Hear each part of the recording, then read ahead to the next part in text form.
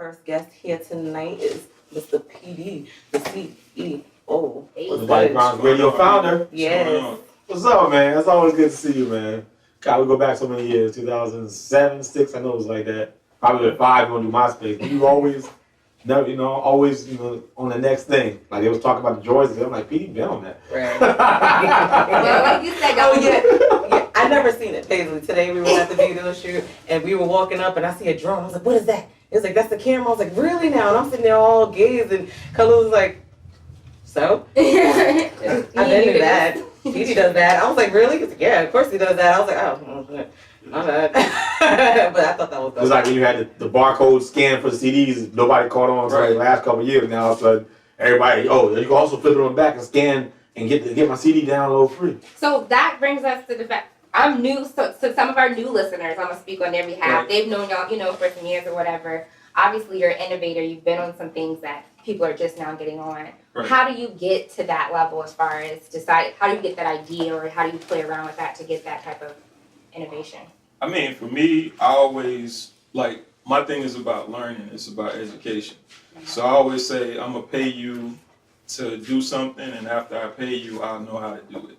You know what I'm saying? Because I'm going to pay attention to what you're doing, then I'm going to educate myself in a sense to figure out what was done to get the same result. You know what I'm saying? So that's my focus, just to learn everything I can learn and be better, be childlike, so that's my focus. Right. Always curiosity and then exploring and things like that. Yeah. Well, kind of going back, PD to CEO, give us a backstory again for some of the listeners, how you got your start and with your production company and things like that. Okay. I'm going to go fast. I'm going to just say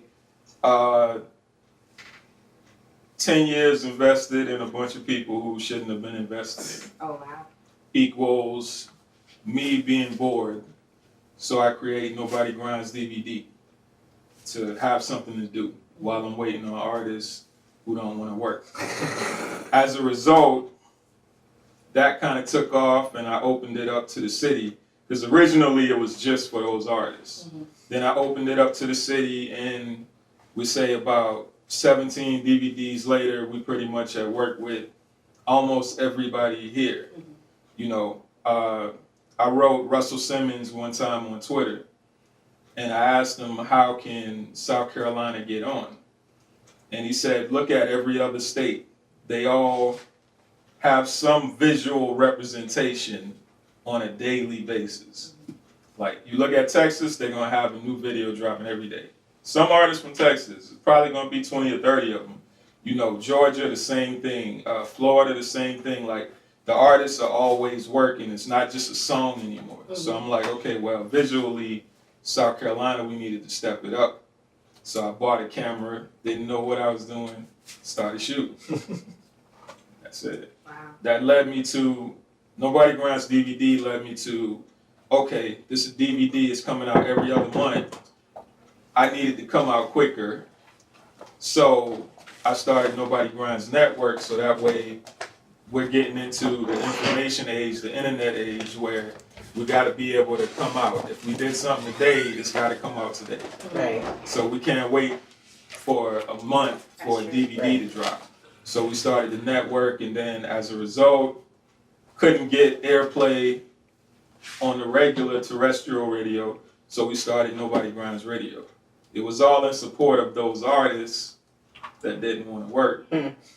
So trials and tribulations, obviously, exactly. and years and dedication and commitment. Right. And Yeah, always there with you them. let other people's lack of grind slow down your grind. Like my pops used to tell me, you always hold on to these anchors. Mm-hmm.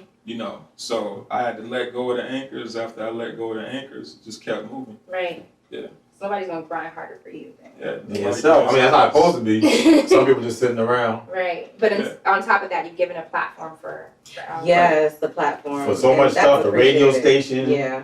That we're happy to be a part of, Yeah. the videos you shoot, like Recently, then when you I- change a video game from, even though you got some Yeah. flack from, but at the same time people had to respect it. 35 for 2 scenes, and people acting like they paid $3,500 and trying to Right. front, Wow. and then the other videographers had to come down in price because everybody was getting what you were I promos. mean, listen, I did the research on how much all this costs. Listen, Mhm. my efforts, my education, and the equipment that I bring is gonna be worth the the finished product if you pay for the quality. Right. You know what I mean? Listen, I caught flack from everybody. I caught flack from the people who went to school to do this stuff because they was like, oh, you ain't even went to school. You know what I'm saying? Then the people who were already shooting, the going price here was about between 500 and 1,000. Yeah. So how can we accomplish what I was told we needed to accomplish at that price point? It didn't make sense to me anyway. You know, because I had 9 artists. I couldn't afford to spend $900 for each artist every Right. time it came time. Right. Yeah. Especially when the camera was $700. Right. Right. You know, so it only made sense to actually go buy the camera and just do Produce in-house. trial and error. Mhm. You know, like, so I was horrible. You know, but in anything you do, you're going to start off bad and hopefully you get better. Right. And that was the focus. And Charleston is the type of city where if they don't want to support you, they will never see you get better. So I'm pretty sure now, like, people sharing, if somebody said, who's a videographer, or they say, oh, I like Petey, they'll share one of Color's old videos when we first started and be like, this how Petey shoot. You know what I'm saying? To throw people off. But that's not my focus. My focus is marketing and promotion, you know. Well, you know how it is. They click on your old video, your new videos are tagging under. So Listen, basically, they see the progress. They can't deny it. I could easily take it down or start a new YouTube or Right. you know only have like my website. I have pretty much what comes from this year. You know, like the work I did this year, and then next year I switch it up. The work I did that year. Yeah. So. And the evolution, basically. Exactly. So people who would like to see your work, or you know, what's your social media handles and stuff like that? PD the CEO. So PD the and CEO all together. You can find me on all social media platforms and jigmediafilms.com. That's the website. So Say that again one more time. jigmediafilms.com. That's the website. JIG Media Films. Yeah, it's on his shirt. And when you say that saying, it's funny how I did that. GIG became GIG. Break down, like, what do you mean by that for the ones who don't know? Yeah, I mean, JIG came from an old nickname, and it came from a street situation, like an old hustle. So basically, we changed the product, but we kept the same name. So it's like, basically, JIG became JIG, like how I did that. Even the same essence, you know, because I started off as an artist. So he's quoting a rhyme from one of my songs. But even in the sense of looking at JIG Music Group, I just let that, the website, I just let the domain go, which was kind of hard to do because I was paying for it for the last 3-4 years for no reason. But I just let that go because JIG Media pretty much took that place. So once again, it's another evolution of JIG. So you think you ever get back into like really like having artists on your label those days like done? I mean, I love music. I just hate artists. You know what I'm saying? That's kind of a problem. That's the problem. Like, I hate people wasting my time. Right. Even in the sense of like taking a meeting. You know, I always tell people like, because you need this meeting, I'm gonna take the meeting with you. Right. But for me, you say, I want to do this, and I say, okay, let's do it. That's my focus. That's what I do. Like, I don't want to start something that we're not going to finish, and I don't want to take a whole bunch of time talking about it. Like, let's talk about it, then let's plan it, then let's execute. Yeah. You know, and that's my focus. Like, I'd rather do than just talking about it. What's the biggest problem you had with your artists? I mean, I'm not gonna bash them. Oh no, no bashing. I'm talking about a general I'll say situation. the biggest problem, because Like- this is the biggest problem. The biggest problem I have with my artists is I didn't understand. Okay. I didn't know what I was doing wrong to them. Because I would pick them up, I would go to the store, buy food, buy something to drink. You Bill Cosio. We would The old hook up the food, grill, whatever. Right. You know, then we would go to work. All of the beats came from producers that worked for me. So you didn't have to pay for beats. Right. All the recording was on me. You didn't have to pay for anything. So pretty much I put hardworking people in a position to become complacent. Because when you can be in the studio all day, every day, Yeah. then it's not costing you anything. Right. You start wasting people's time. True that. You know, because it's not, the value isn't the same. True that. If you can get unlimited beats, then you start wasting producers' beats. True that. So because I didn't understand that I was causing more harm than help, ultimately I think I kind of messed up a lot of artists who probably had potential if they had that same drive when I met them, and they still had to have that same drive all the way through their journey. So I put it on me. So you don't feel like, so like we talked before, you feel like if somebody ain't paying for something, they don't appreciate the same. Not even paying, I just say working for it. Okay.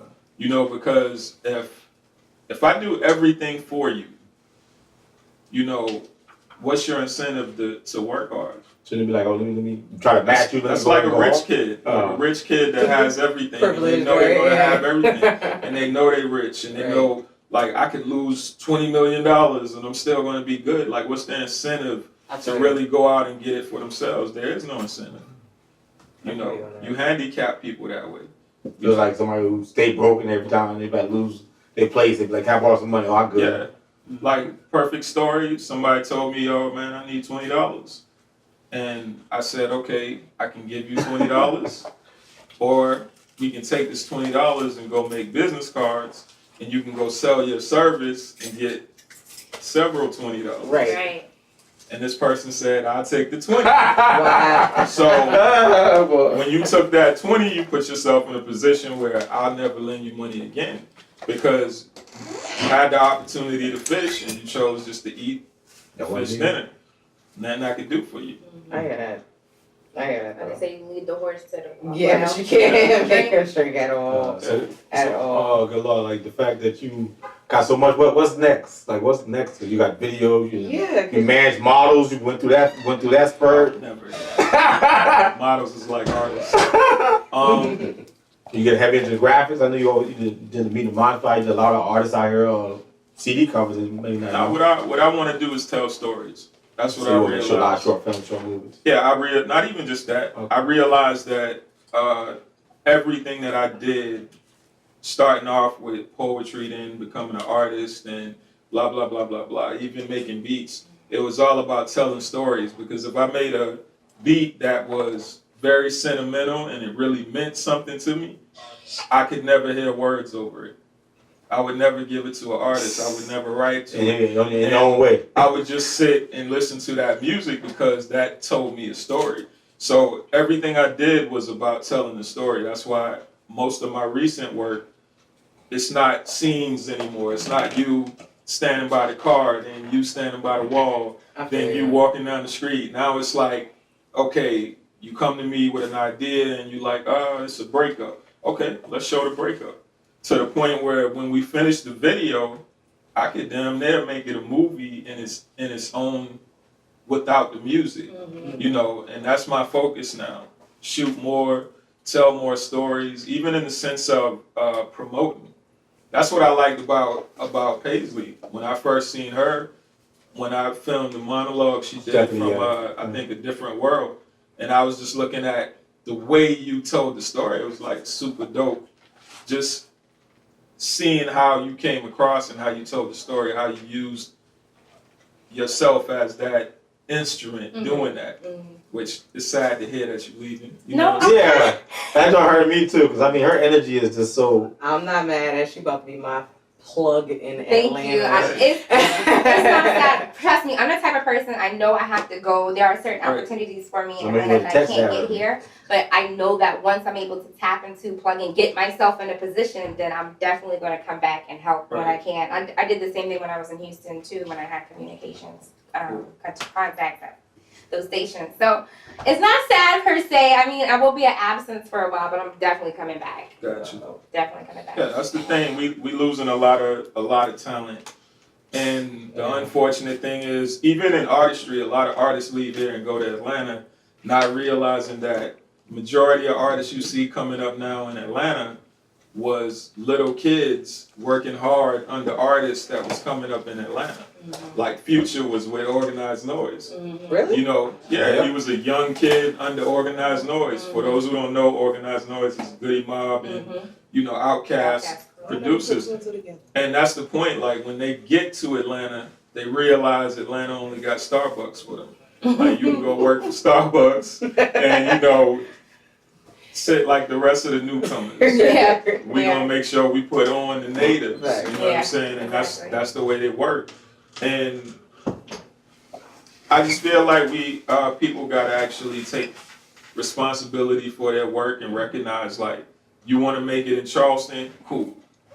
It's easy to make it in Charleston. Put yourself on. Put your money up. Throw your own shows so you can make more money and throw a bigger show so you can make more money and throw a bigger show so you can make more money and fund your own tour so you can make more money. You see what I'm saying? Like, But do you think we have a support problem here? I feel like I see that a lot. I want to say that, but Yeah. the problem is that we don't. Because if you look at artists like Benny Starr and you look at all of those people downtown, these people come together from the college and start working together in our city. Throwing events, throwing parties, on the radio station. You know what I'm saying? Like, shout out to Chris Kalin. She's on the station now. Vaughn was on the station. They pretty much the same network. Cocktail Divas. Shout out to them. Ill Vibe Tribe. Ill Vibe Tribe. Like, there's a lot of them. There's so many people down there that's and let's. It's not the Ultra whole Brown. city of Charleston that's like we're behind these people. Like most of the regular Charleston artistry, you know, like network, don't even know those people exist. But it's just a few of them that's making moves and making waves on their own. What we're doing is we get together and say, oh man, if we just supported each other, then what? Right. What would really happen if you just supported each other? Because if you ask, when was the last time you bought a CD? Most people will tell you they ain't bought a CD and they don't know how long. Except for, and I'm not talking about when you strong arm. See, hand to hand is kind of strong arming you. I came to the store to buy some milk. I didn't come to the store to buy a CD. But because I'm at the store and you holding the CD up to my head, I feel inclined to give you this $5 that really I probably need. Had I was going to listen to some music, I would have went where I go to listen to music. Right. If I wanted to buy music, I would have went where I go to buy music. And most people are, like you said, are not buying music. So Right. obviously the avenue is digital. Like if you're putting music Right. on SoundCloud or the other, iTunes, Napster. yeah, those, I forget The what one you the talk Gorilla about with the mixtape. kid. Yeah, Disco I'm Kid? totally against SoundCloud because SoundCloud they're not going to pay you, and their contract is kind of messed up. Spinderella. So I say go DistroKid, where you can put your music up on iTunes and all those other platforms and actually get paid when people listen. So instead of you hitting me with the strong arm robbery with your CD, I love that description. Because I can see it. give Right. me a download card or give me a flyer where I can just scan it with my phone and it'll take me right to your album and I can play it. And I could literally put my phone on silent, put it on the charger, and play your songs all through the night while I'm sleeping, and you getting paid. You know what I'm saying? But the problem with that is people aren't willing to invest on the front end. Right. Why can't you put your music on iTunes? Because you don't own the beats. There's avenues before. Why are you shooting videos with a song that say purchase your track today? No. Now when you put your video up, they're gonna flag your video. Instead of you making money from your video, somebody else is making money from it. Or they're just cutting it off altogether. So it's just an education thing, and when you come and try to talk to people here, they're like, oh, how far you made it? Well, if I was making money for over 10 years in this game, but I ain't never made it to no mainstream Who point. cares? Wouldn't you think I knew the mistakes I made and Right. could tell you the mistakes I made so that you could avoid them? Or should I let you run into the same bush and tree that I hit? I think people honestly underestimate the impact or how, I guess they feel like if you're not mainstream, then you ain't nothing. You know what I mean? Like Right. independent is very much Yeah. profitable. People, Yeah. feel like you said, when you own all avenues of that, all that money is coming to you rather than you paying all these middle people for beats and Yeah. masters and this and that. Listen, I was charging businesses $35 for a commercial.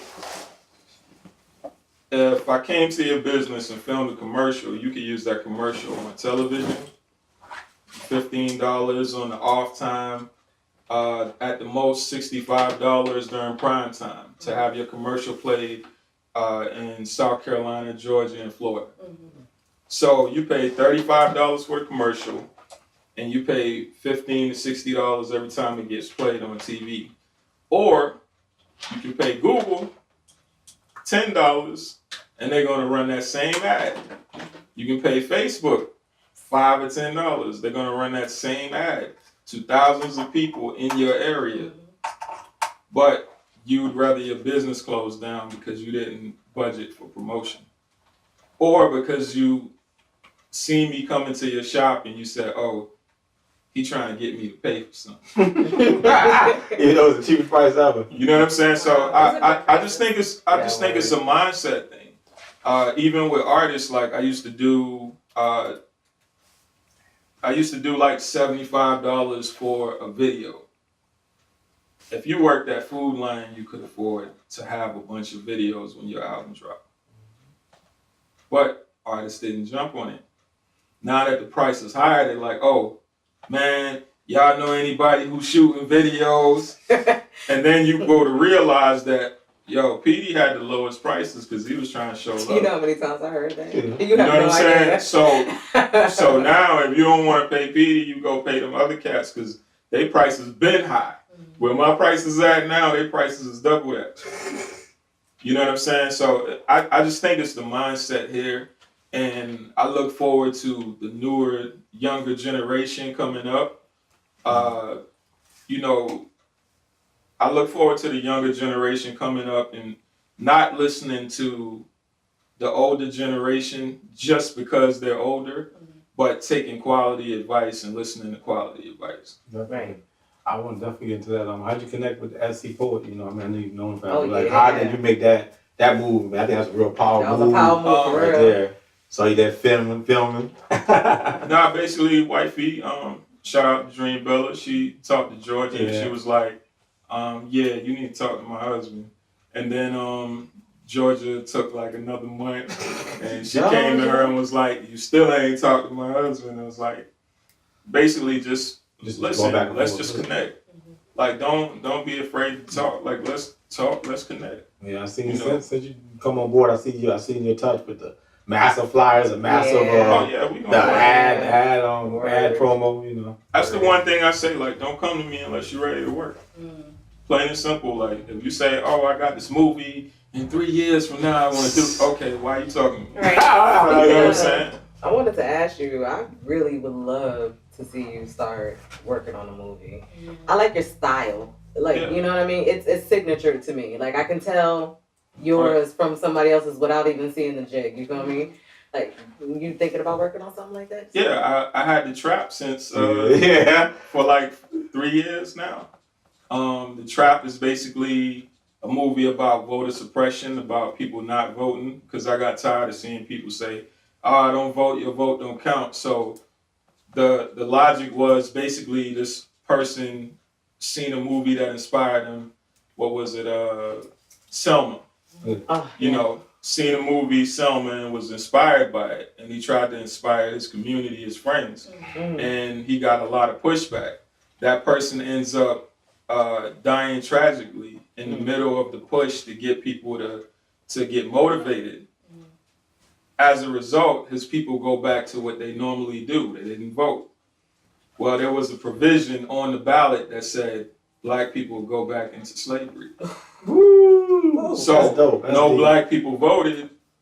So after that, we were slaves again. And lot of people now who I don't know what my time is, but I'll make it quick. It's Yeah. a lot of people now who say, if I was here back in slavery time, I'd shoot this person, I'd kill this person. Listen, you in slavery time now. If the police stop you right now and say, listen, let me put you in chains, let me drag you against your will, let me put you somewhere that you don't want to live, and let me bring you out and let you work for pennies or work for food, you'll go with them. You'll go to the court. You'll accept whatever they give you, and you'll go work. You'll go do that same work that you say you wouldn't do 400 years ago. Right. Because you have to. There's not You know no what I'm lady. saying? Nothing you can do. Word. So the point is, you know, you do have a choice, and I just say that real quick. For anybody who says that voting doesn't matter, if it didn't matter, why are they fighting so hard to stop you? There you go. Mm-hmm. You know, and that's the whole point. Like, they wouldn't be fighting hard to stop you. They ain't fighting hard to stop you from killing yourself because they want you to kill yourself. Right. They fighting hard to stop you from voting because they don't want you to vote. They don't want you to have intellect. That's the reason why they put you in these institutions that really don't want to teach you. You know what I'm saying? The value of your education is just the value of you educating yourself. So everything you see me do, whether you like it or dislike it, it comes from my thirst of knowledge, for me wanting to learn how to do something. If you don't like me and you want to do your own thing, you could have easily went to my site, seen it was provided by Crikey, or even asked me and I would have told you. And then you could have made your own station and do it better. You know what I'm saying? The whole point is just do your thing. If you think you can do better than I do with a camera, go get you a camera. You know what I'm saying? Like, my point is not to be anybody's competition. My point is for you to understand that these people are going to kick you off their job when they feel like it. So make your own job. There you go. Woo! Come out of fire, man. Come out of fire, man. Right. And that. Nice. Oh, Thank you, tell us PD. where to find you. One more time. PD the CEO everywhere, or JIGmediafilms.com. That. Nice. Appreciate your time.